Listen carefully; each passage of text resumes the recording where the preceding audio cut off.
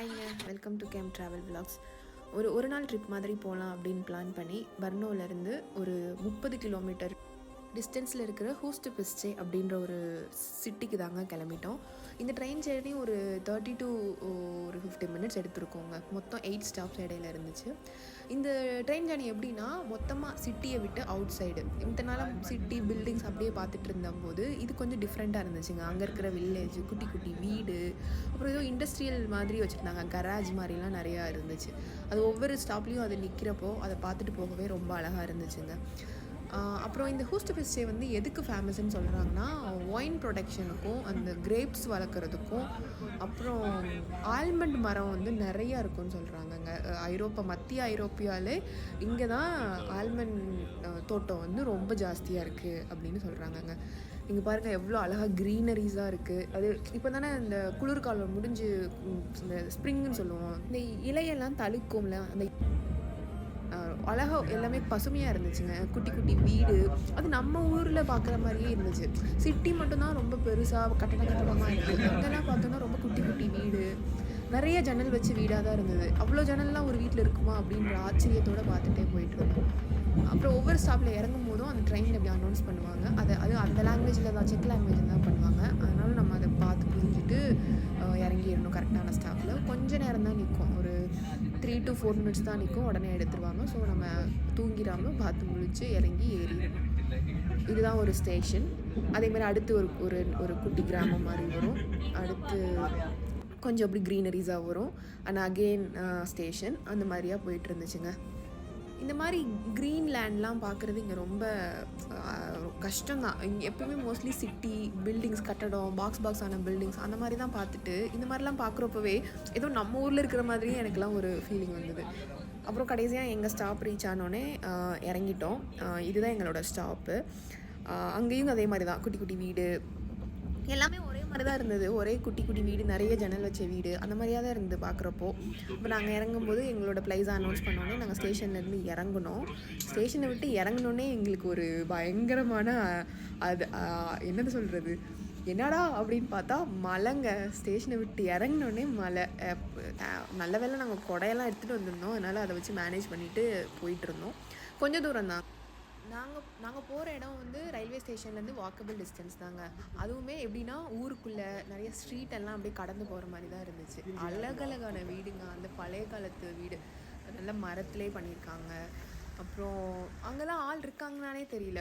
இந்த தனுஷ் ஒரு படத்தில் கேட்பாங்கல்ல, யாராவது இருக்கீங்களா, இருட்டாக இருக்குது, அந்த மாதிரி தான் இருந்தது. யாருமே இல்லை, நாங்கள் மட்டும் தான் ரோட்டில் நடந்து போயிட்டு இருந்தோம். அப்புறம் கொஞ்சம் அந்த ஒரு சில வீட்டில் வந்து அந்த வீட்டில் இருக்கிறவங்க வெளியே நின்றுட்டு இருந்தாங்க. மழைனால எல்லோரும் வீட்டுக்குள்ளே இருந்தாங்களா இல்லை லீவ் டேனால எல்லோரும் இருந்தாங்களான்னு எனக்கு தெரியல.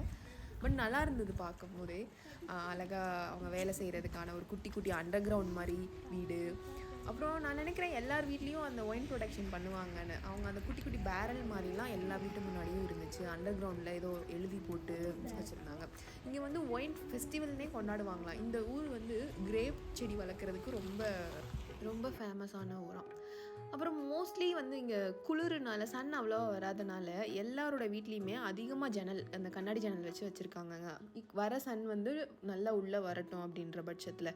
அப்புறம் நம்ம செடிக்கெலாம் அவ்வளோ நம்ம வீட்டில எல்லாம் படர விட மாட்டோம். இங்கே எல்லா வீட்லேயும் செடியெல்லாம் படர விட்டு அது ஒரு மாதிரி அதுவே ஒரு அழகாக இருந்தது. வீட்டு முன்னாடி ஏதோ ஒரு குட்டி குட்டி உட்காந்து சாப்பிட்ற மாதிரி டேபிள்லாம் போட்டு, அதான் இங்கே சொல்கிறேன் இல்லைங்க, இது வந்து கிரேப்ஸ் அப்படின்றனாலே, அந்த ஒயின் இதுக்கெல்லாம் ஃபேமஸான ஊருன்றனால அவங்க இதை இவங்கெல்லாம் அதை வந்து நல்லா செலிப்ரேட் பண்ணி அதை வந்து ஒரு ஃபெஸ்டிவல் மாதிரியே செலிப்ரேட் பண்ணுறாங்க இந்த மார்ச் மந்தில். பட் நாங்கள் போல். இப்போ நம்ம எங்கே போயிட்டுருக்கோன்னா, ஆல்மண்ட் பிளாசம்ஸ்னு ஒன்று சொல்கிறாங்கங்க. அதாவது இந்த ஸ்ப்ரிங் முடிஞ்சு சம்மர் தொடங்கினப்போ அந்த செடி பூவெல்லாம் தழுக்கும்ல, அதை பார்க்குறதுக்குன்னே இங்கே ஒரு அழகாக அப்படியே அந்த பிங்க் கலரில், அந்த ஜப்பானில் அந்த செரி பிளாசம் சொல்கிற மாதிரி இங்கே அந்த ஆல்மண்ட் பிளாசம்னு சொல்கிறாங்கங்க. அது பார்க்கும்போதே நல்லா அழகாக இருக்குமா. அந்த ஆல்மண்ட் மரங்களும் அந்த பிளாசத்தையும் பார்க்குறதுக்கு தான் நாங்கள் இவ்வளோ தூரம் நடந்து போயிட்டுருந்தோம். நாங்கள் அந்த 50 மினிட்ஸுமே நாங்கள் நடக்கிறதுக்காக ஆரம்பித்தோம். நடந்துகிட்டே தான் இருந்தோம், மழையும் தூரிகிட்டே தான் இருந்தது. அப்படி பார்த்துட்டு அது நடக்கிறதுக்கே ரொம்ப அழகாக இருந்துச்சு. இங்கெல்லாம் ஏதோ ஒரு சின்ன அண்டர் கிரவுண்ட் மாதிரி வச்சு அவங்க ஏதோ அதை வச்சுருந்தாங்க. அதை அப்படி பார்த்துட்டு அப்படி நடந்துகிட்டு இருந்தோம். இந்த வீடெல்லாம் அவ்வளோ அழகாக இருந்துச்சுங்க. அதுதான் ரொம்ப நான் அட்மையர் பண்ணிட்டு போனேன். நம்ம ஊர் மாதிரி அந்த ஊட்டி, அந்த ஹில் ஸ்டேஷன் பக்கம் போனோன்னா அந்த மலை மேலே இருக்கும்ல, அந்த மாதிரியே தான் இருந்தது.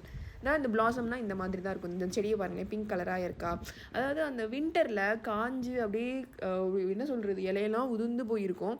ஆனால் அந்த வின்டர் முடிஞ்சு அந்த ஸ்ப்ரிங் முடிஞ்சு அந்த சம்மர் தொடங்குறப்போ அந்த செடியெல்லாம் அந்த க்ரீன் கலராக மாறுறதை பார்க்குறதே இங்கே அவ்வளோ இதாக இருக்கும்.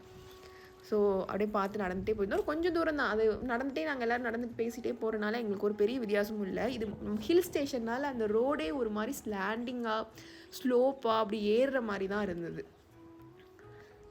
உங்களுக்கும் இது பார்க்குறதுக்கு நல்லாயிருக்கும்னு நினைக்கிறேன். அதனால தான் நான் எதுவுமே கட் பண்ணாமல் அப்படியே உங்களுக்கு ஃபுல்லாகவே அப்படி காட்டுறேன்.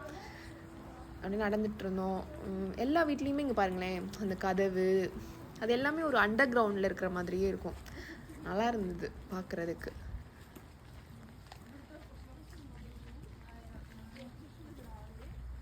அப்புறம் ரோடை கிராஸ் பண்ணி அந்த பிளேஸுக்கு ரீச் ஆனோம்.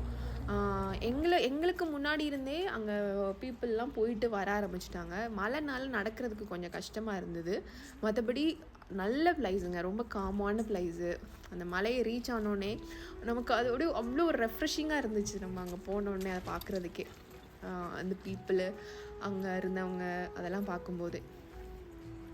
மழை மட்டும் இல்லாமல் இருந்தால் இன்னும் நல்லா இருந்திருக்கும். கொஞ்சம் சன்னில் இருந்தால் போயிருந்தோன்னா.